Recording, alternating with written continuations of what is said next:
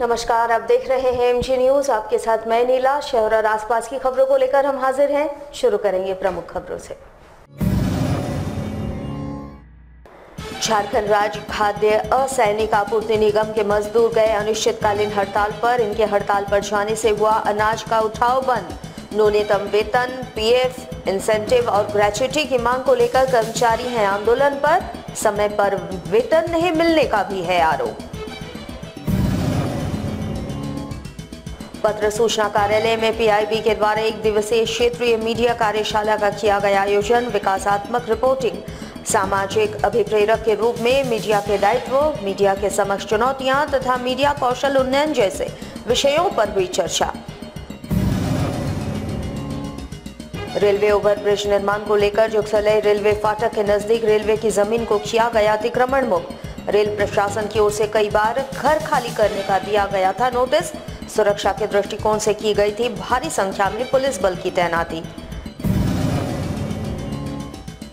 जमशेदपुर के मानगो लेडी थाना क्षेत्र अंतर्गत मून सिटी अपार्टमेंट के 9वें तल्ले से गिरकर हुई एक मजदूर की मौत।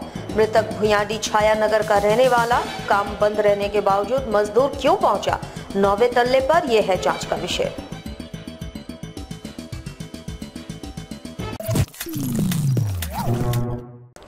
अब खबर विस्तार से। झारखंड राज्य खाद्य असैनिक आपूर्ति निगम के मजदूर अनिश्चितकालीन हड़ताल पर चले गए हैं। वैसे हड़ताल पर चले जाने से अनाज का उठाव बंद हो गया है। न्यूनतम वेतन की मांग, पीएफ, इंसेंटिव और ग्रेच्युटी की मांग को लेकर ये सभी कर्मचारी हड़ताल पर गए हैं। इन लोगों का सीधे तौर पर कहना है कि कर्मचारियों को समय पर वेतन नहीं मिलता, जिससे उनकी स्थिति दिन प्रतिदिन खराब होती जा रही है। उधर मजदूर संघ ने ऐलान किया है कि अविलंब इनका वेतन और उनकी मांग नहीं मानी गई तो ये लोग एफसीआई में ताला लगा देंगे। एफसीआई के हड़ताल से राशन दुकानदारों पर बुरा प्रभाव पड़ेगा।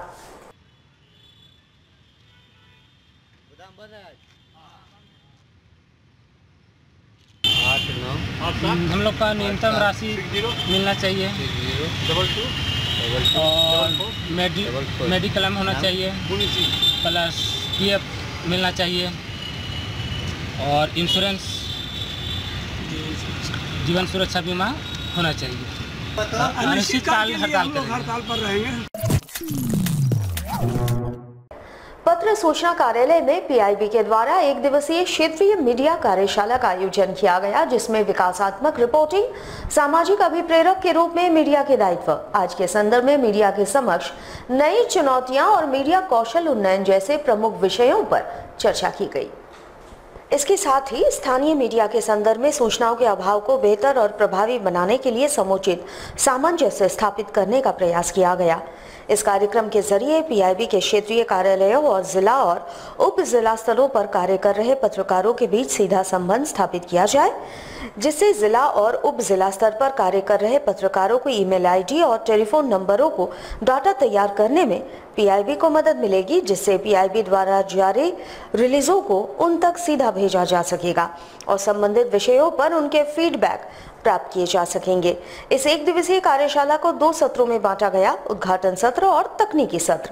उद्घाटन सत्र में विधिवत उद्घाटन, स्वागत भाषण, पावर पॉइंट प्रेजेंटेशन के द्वारा पीआईबी से संबंधित जानकारियां और कार्यशाला के उद्देश्यों के बारे में जानकारी दी गई और तकनीकी सत्र में जन कल्याण में मीडिया की भूमिका पर मुख्य वक्ताओं द्वारा विचार प्रस्तुत किया गया।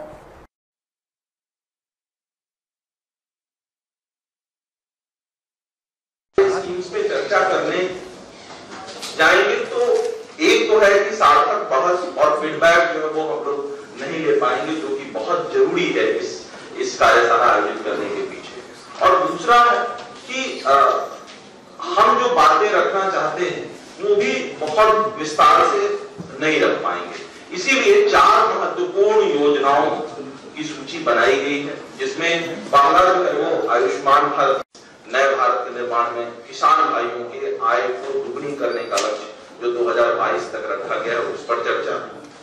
स्वच्छ भारत मिशन जो अब पूरे भारत वर्ष के लिए बहुत ही गर्व का विषय है और परिचर्चा का विषय है, उसको इस कार्यशाला का एक विषय बनाया गया है। और साथ ही साथ फाइनेंशियल इंक्लूजन से रिलेटेड 2 स्कीम्स प्रधानमंत्री जनधन योजना और प्रधानमंत्री मुद्रा योजना के संदर्भ में जो है वो इस कार्य जमशेदपुर के जुगसलई रेलवे फाटक के नजदीक रेलवे की जमीन को अतिक्रमण मुक्त कराया गया। बता दें, रेलवे ओवरब्रिज निर्माण को लेकर क्षेत्र को अतिक्रमण मुक्त कराया जाना था। इस दौरान सुरक्षा के दृष्टिकोण से भारी संख्या में पुलिस बल की तैनाती की गई थी। विगत कई दिनों से जुगसलई वासियों की मांग थी कि रेलवे ओवरब्रिज का निर्माण जल्द से जल्द कराया जाए ताकि आवाजाही करने में लोगों को परेशानियों का सामना न करना पड़े।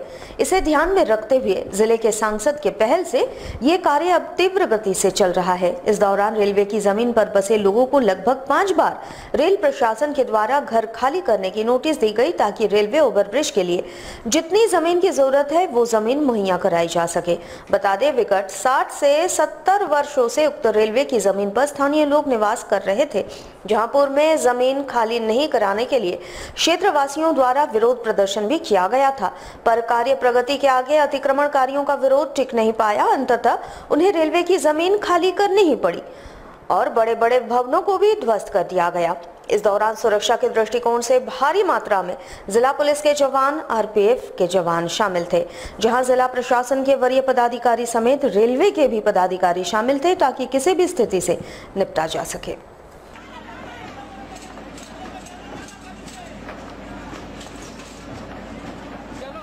ब्रिज बना करके उससे सारी ट्रैफिक को डाइवर्ट किया जाएगा। इसी के लिए फर्स्ट स्टेज में हम लोग ट्रैक के इस साइड के सारे हम लोग इंक्रोचमेंट को या फिर बिल्डिंग सर कितने ऐसे घर हैं जिन जो अतिक्रमण करके रखे हुए हैं इस स्थान पर?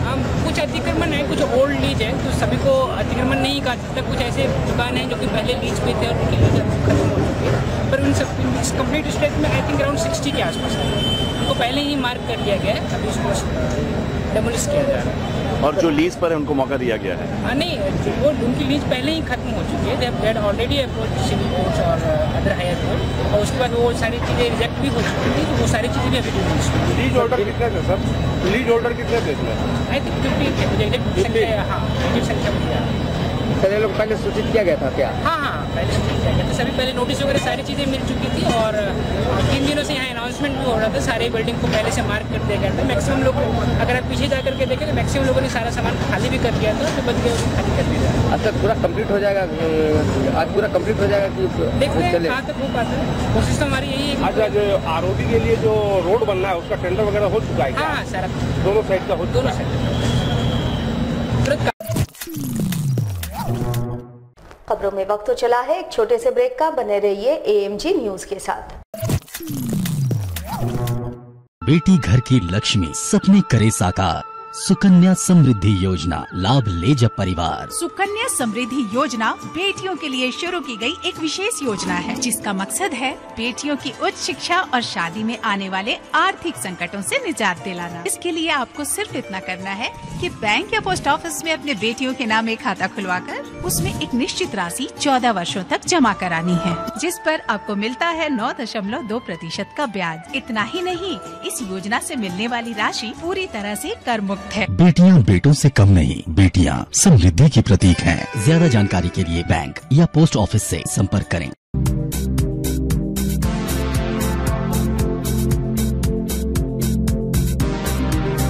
सामाजिक सुरक्षा का हुआ विस्तार। प्रधानमंत्री सुरक्षा बीमा, प्रधानमंत्री जीवन ज्योति और अटल पेंशन योजनाएं लेकर आई सरकार। प्रधानमंत्री सुरक्षा बीमा योजना में 12 रुपए के वार्षिक प्रीमियम पर पाएं 2 लाख का दुर्घटना बीमा। 18 से 70 वर्ष तक के आयु वर्गों के लोगों को मिलेगा इसका लाभ। वहीं 330 रुपए की वार्षिक प्रीमियम पर जीवन ज्योति योजना का लाभ उठाएं। इस योजना में भी होगा 2 लाख का बीमा।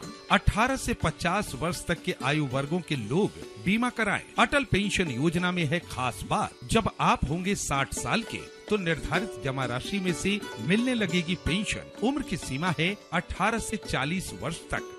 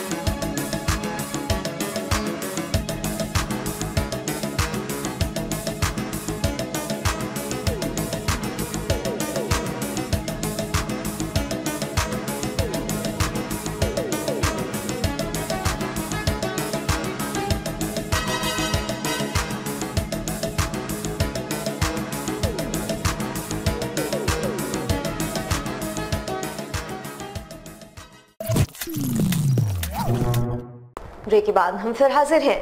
जमशेदपुर के मानगो के उलेडी थाना क्षेत्र अंतर्गत मून सिटी अपार्टमेंट के 9वें तल्ले से एक मजदूर गिरकर गंभीर रूप से घायल हो गया, जिसे आनंद फानंद में एमजीएम अस्पताल लाया गया, जहां जांच के उपरांत डॉक्टरों ने उसे मृत घोषित कर दिया। मजदूर की पहचान सोनू नामक युवक के रूप में की गई, जो भुयाडी छाया नगर का रहने वाला था। काम चल रहे साइट के मुंशी ने बताया कि 9वें तल्ले से गिरकर वो घायल हुआ है। सोनू स्वीपर का काम करता था। हालांकि उन्होंने कहा कि आज काम बंद था और वो क्यों वहां गया, इसकी जानकारी उन्हें नहीं है। फिलहाल पुलिस ने शव को कब्जे में लेकर पोस्टमार्टम के लिए भेजकर मामले की छानबीन में जुट गई है।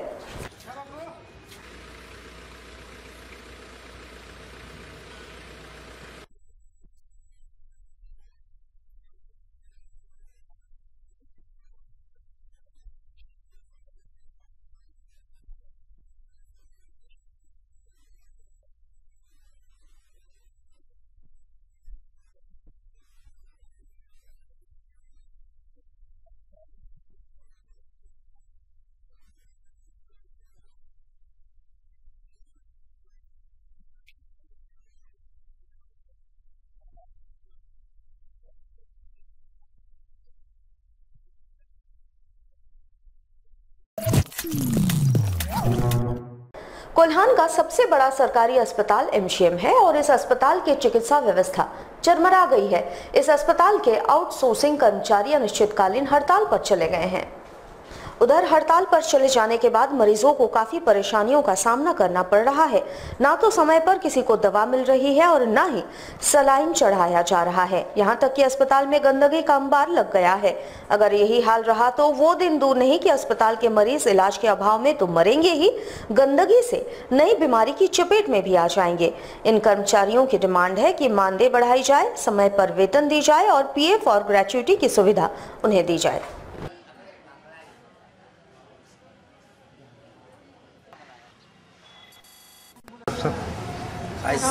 आज सुबह नहीं हुआ है। हाँ? आज सुबह नहीं हुआ है, सफाई नहीं हुआ है, पोछा भी नहीं हुआ है। परेशानी हो रहा है? परेशानी हो रही है, गंदगी हो रही है। टाइम पे तो नहीं हो रहा, टाइम पे तो नहीं हो रहा सफाई। स्टाइल में साफ सफाई नहीं हो रहा, स्टाइल की वजह से साफ सफाई नहीं हो रहा। खबरों में वक्त तो चला है एक छोटे से ब्रेक का। बने रहिए एएमजी न्यूज के साथ।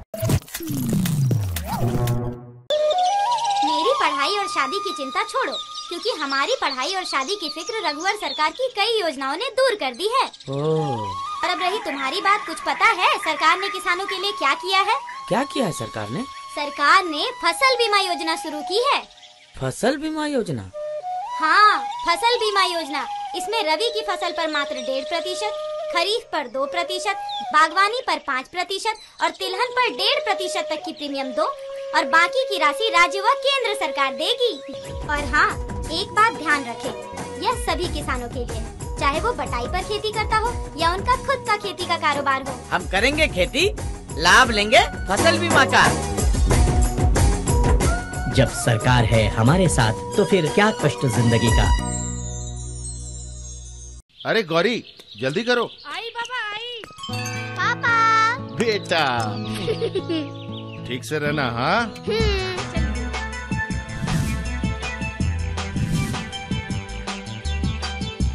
बाय।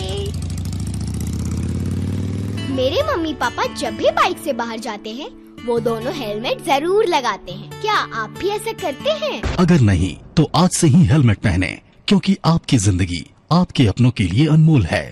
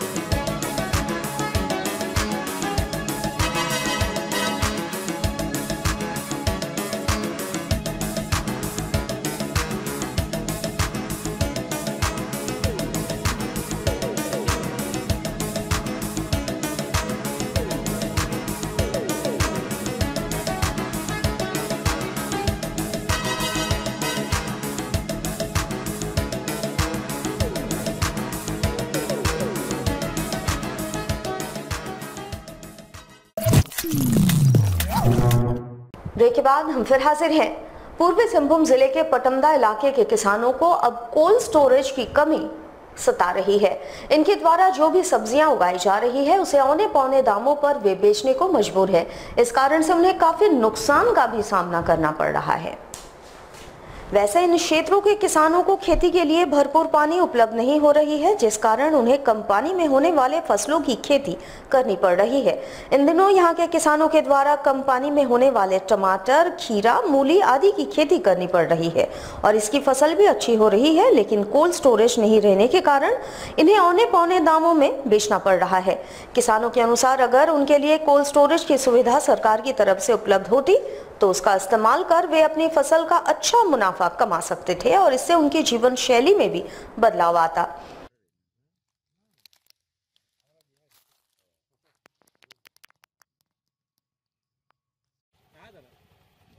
हाँ, टमाटर भी होती है, मतलब और भी होता है जिसका जिसका पानी का व्यवस्था है वो लोग और भी कुछ करते हैं। जैसे मटर, खीरा, उस समय पानी का जरूरत ज्यादा होता है, वो लोग कर पाते हैं। हम लोग का मतलब पानी का कुछ व्यवस्था नहीं है, अगल बगल में नदी भी नहीं है और उतना पैसा भी नहीं है कि हम लोग सेलो उलू लगा पाएंगे। इसलिए जो मतलब ऐसे होता है वो सब हम लोग करते हैं। जैसे मकई हुआ, टमाटर हुआ, मूली, ये सब कर पाते हैं हम लोग। इसमें मतलब लाभ ज्यादातर नहीं कर पाते हैं। अगर रेट मिल गया तो होता है, नहीं तो नहीं। हम लोग के यहाँ ना क्लस्टर है ना कुछ है। अगर अभी आप मान लीजिए पूरा दाम कम है, जैसे आपका 3-4 रुपया किलो हो रहा है, अगर हम लोग यहाँ क्लस्टर व्लस्टर कुछ होता तो हम लोग वहाँ जमा करते, फिर जब टमाटर उतना नहीं निकलता उस टाइम निकालते तो हम लोग को लाभ ज्यादा होता। सरकार में कुछ फैसिलिटी भी नहीं है हम लोग के इधर। क्लस्टर एक तो बनना चाहिए इधर। हम लोग तो बेचते हैं पैकर को, वो लोग कहाँ कहाँ बेचते हैं, शायद बंगाल तरफ जाता, टाटा भी कुछ जाता है तो टाटा में उतना नहीं ले जाता ना। इतना सारा टमाटर करता है, इतना सारा किसान, सिर्फ टाटा में नहीं ना खत्म होगा, सभी मेरे जैसे इतना निकलता है। मेरा जैसे 2 दिन छड़ा आपका 8 कुंटल 10 कुंटल निकलता है, उसमें हम लोग का बहुत ही फायदा होता है। कुछ भी सामान निकलता ना हम लोग का, अगर रेट नहीं मिलता तो हम लोग मतलब ऐसे में दे देना पड़ता है। बहुत कोई सड़ भी जाता है। तोड़ने में आपका ये जो मेरा 8-10 कुंटल निकलता है, इसमें आपका आधा बेला लगता है 7-8 आदमी का तोड़ने में, उसका भी नहीं निकलता। और मेरा कैसे होगा, इतना सारा खर्च होता है। जैसे बीज उच का दाम भी बहुत सारा बढ़ रहा है। वहीं इस मुद्दे पर जब हमने क्षेत्र के विधायक से बात की तो उन्होंने कहा कि किसानों की बात सही है और काफी पहले से उनके द्वारा ये मांग की जा रही थी। उन्होंने कहा कि जब से वे क्षेत्र के विधायक बने हैं तब से उन्होंने लगातार इसके लिए प्रयास किया और इस बात को सरकार के समक्ष रखा और इसे पारित भी करवाया। उन्होंने बताया कि कोल्ड स्टोरेज निर्माण का कार्य भी शुरू हो चुका है और जल्द ही ये कार्य पूरा हो जाएगा, जिसके बाद किसान उसका इस्तेमाल कर पाएंगे और अपनी फसल को अच्छे दामों में बेच पाएंगे।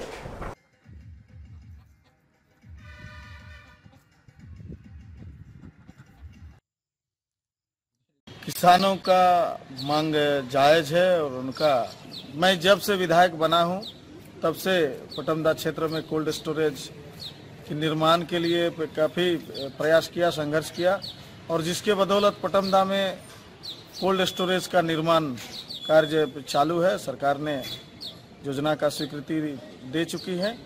इसके साथ साथ पटमदा के किसानों के उत्थान के लिए और बहुत कुछ करने की ज़रूरत है। सालों भर पानी मिले, उनको आधुनिक तकनीकी से संबंधित जो कृषि तकनीकी है उससे उनको जुड़ने की आवश्यकता है। उनको जो छोटे छोटे किसान हैं उनको पूंजी उपलब्ध कराने का, तो इस दिशा में सामूहिक एक प्रयास होनी चाहिए और उस दिशा में मैं प्रयास कर रहा हूं और किसानों का भी काफ़ी मेरे को सहयोग सुझाव मिलते रहता है कि कृषि में किस रूप से सरकार की ओर से योजनाएं बनाने से किसानों को फायदा मिलेगा और सरकार को किसानों के हित के लिए, किसानों के उत्थान के लिए और कृषि के विकास के लिए व्यापक रूप से काम करने की जरूरत है।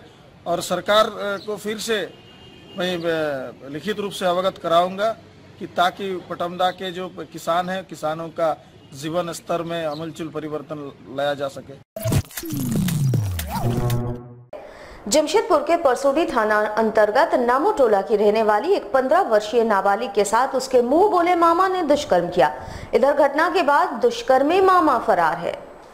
बताया जा रहा है कि मुंह बोले मामा ने 15 वर्ष की नाबालिग बच्ची को अपनी स्कूटी में बिठाकर कैनाल के पास ले गया और बिस्कुट का लालच देकर उसके साथ दुष्कर्म किया। वैसे दुष्कर्म पीड़िता बच्ची मंदबुद्धि भी है। उधर इस घटना के बाद मामा ने बच्ची को कैनाल में छोड़ दिया और जैसे तैसे बच्ची घर पहुंची और आप बीती अपनी मां को सुनाई। वहीं मुंह बोले मामा के खिलाफ स्थानीय थाने में FIR दर्ज करवाया गया है। फिलहाल बलात्कारी फरार है। पुलिस पूरे मामले की तफ्तीश कर रही है और नाबालिग बच्ची का मेडिकल चेकअप के लिए उसे सदर अस्पताल भेजा गया।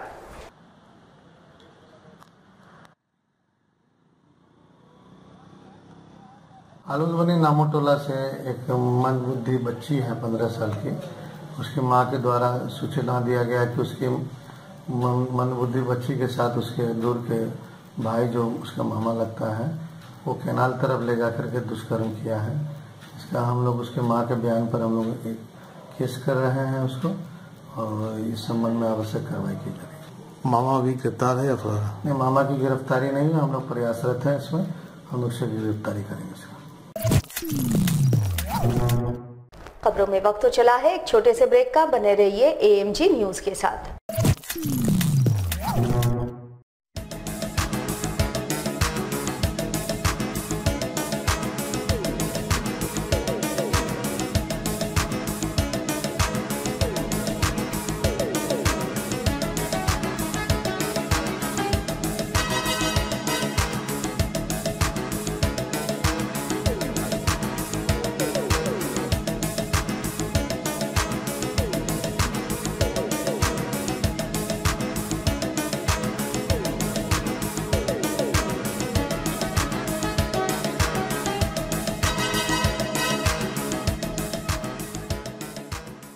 अरे यार, लंच का टाइम हो गया, काम ही करते रहोगे क्या? यार एक बात बताऊं, अभी अभी एक SMS आया है जिसमें मुझे 1 लाख रुपए का इनाम मिला है। तुम्हें शायद मालूम नहीं, आजकल हर दूसरे आदमी के पास ऐसे SMS या फोन कॉल्स आ रहे हैं जिसमें पैसों का लालच देकर उनसे उनका ATM पिन नंबर और ATM कार्ड नंबर मांगा जा रहा है। कहीं तुमसे भी ATM का पिन नंबर और ATM का कार्ड नंबर तो नहीं मांगा? मांगा है ना यार। भूल के भी मत भेजना, वरना सारे पैसे तुम्हारे अकाउंट से मिनटों में उड़ा लिए जाएंगे। ऐसा? अगर आपसे भी कोई टेलीफोन, SMS या ईमेल द्वारा आपका अकाउंट नंबर, आपके ATM का पिन नंबर या ईमेल एड्रेस वगैरह किसी तरह की कोई भी जानकारी मांगे तो उसे बिल्कुल न दें, वरना आप भी ठगे जा सकते हैं। मुख्यमंत्री रघुवर दास की अनूठी पहल का दिखेगा असर। विकास की धारा बहेगी खेतों खलिहानों में, चौपालों पे बैठेगी सरकार। होगा ग्रामीणों का जुटान, गांवों की सुनेंगे, लेंगे सबके सुझाव। सबकी सहमति से ही होगा सबका विकास। हरियाली की चादर पर लिखेंगे झारखंड का इतिहास। राज्य की बेहतरी के लिए सरकार ने लगाया जोर, सरकार चली गांवों की ओर। सुकन्या समृद्धि योजना के तहत अपनी लाडलियों का भविष्य संवारें। 1 से 10 वर्ष की उम्र तक खाते खुलवाने की मिली है छूट। देर न करें, खाते खुलवाने के लिए बैंकों और डाकघरों में पधारें। 18वें वर्ष में आपकी लाडली को मिलेगी आधी राशि निकालने की छूट। याद रखें, सरकार जमा राशि पर देगी आयकर की छूट। झारखंड के बेटियों का भविष्य बनाना है, सबको मिलजुल कर उसे आगे बढ़ाना है। कोमल हाथों को समृद्धि की ताकत, सुकन्या समृद्धि योजना। ब्रेक के बाद हम फिर हाजिर हैं। झारखंड राज्य सरकार ने संथाल भाषा के ओल्जी की लिपि को बढ़ावा एवं उचित सम्मान देने हेतु सराहनीय कदम उठाया है। इसके तहत अब राज्य भर के तमाम सरकारी विभागों के कार्यों में इस भाषा को शामिल किया जा रहा है। जमशेदपुर जिला प्रशासन ने इसकी शुरुआत कर दी है। पहले चरण में जिला सूचना एवं जनसंपर्क विभाग में इसे शुरू किया गया है। अब विभागीय कार्यालय के बोर्ड पर विभाग का नाम भी ओल्ची की लिपि में अंकित किया गया है। साथ ही विभाग से निर्गत होने वाले दस्तावेजों में भी इस भाषा को शामिल किया जा रहा है। इस बाबत जिले के उपायुक्त ने कहा कि पहले चरण में जमशेदपुर जिला सूचना एवं जनसंपर्क विभाग में इसे लागू किया गया है और आगामी दिनों में इसे जिला मुख्यालय के तमाम विभागों में शामिल किया जाएगा। इन्होंने कहा कि राज्य सरकार के द्वारा ओल्ची की लिपि को बढ़ावा एवं संथाल भाषा को उचित सम्मान देने हेतु ये कदम उठाया गया है। निश्चित तौर पर इस भाषा का इस्तेमाल करने वालों में इस कदम को लेकर खुशी होगी। साथ ही अब इस भाषा को और बढ़ावा मिलेगा।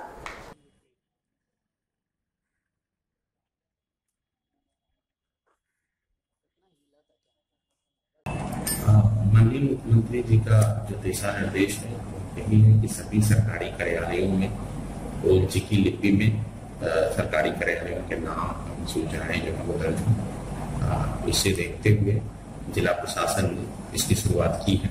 अभी जनसंपर्क कार्यालय को जो है वो ओएलजी की लिपि में जो है वो दर्ज कराया गया विभिन्न सूचनाएं। जल्द ही समाहरणालय सभी जिला एवं मंडल एवं प्रखंड कार्यालयों को भी ओएलजी की लिपि में जो है वो सारी सूचनाएं वो दर्ज कराएंगे।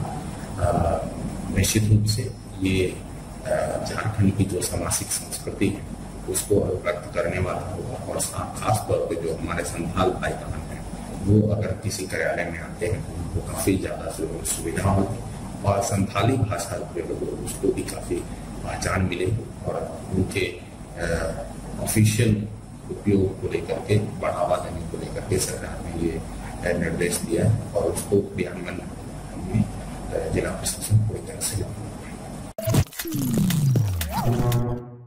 जमशेदपुर में आदिवासी सेंगल अभियान ने सर्वोच्च न्यायालय द्वारा आदिवासी वन भूमि पर दिए गए निर्णय पर दोबारा विचार किए जाने की मांग देश के प्रधानमंत्री के समक्ष रखी है। इन्होंने इसको लेकर जिला मुख्यालय के समक्ष 1 दिवसीय धरना दिया। इस मामले को लेकर इन्होंने जिले के उपायुक्त के माध्यम से देश के प्रधानमंत्री को मांग पत्र भेजा। इस दौरान इन्होंने कहा कि विगत 13 फरवरी को माननीय सर्वोच्च न्यायालय ने वन भूमि तथा उसमें रह रहे आदिवासियों के मामले में जो फैसला सुनाया है उसे आदिवासी वन भूमि से बेघर हो जाएंगे और ये फैसला केवल कमजोर पक्ष सामने रखने के कारण हुआ है। इन्होंने कहा कि लगभग 60 लाख की आबादी वन भूमि में बिना मौलिक सुविधाओं के निवास करती है और वो केवल वन संरक्षण का कार्य करते हैं। इन्होंने कहा कि देश के प्रधानमंत्री इस मुद्दे को गंभीरता से लेते हुए दोबारा सर्वोच्च न्यायालय के समक्ष अपने पक्ष को मजबूती से रखे ताकि आदिवासी वन भूमि का संरक्षण कर सके।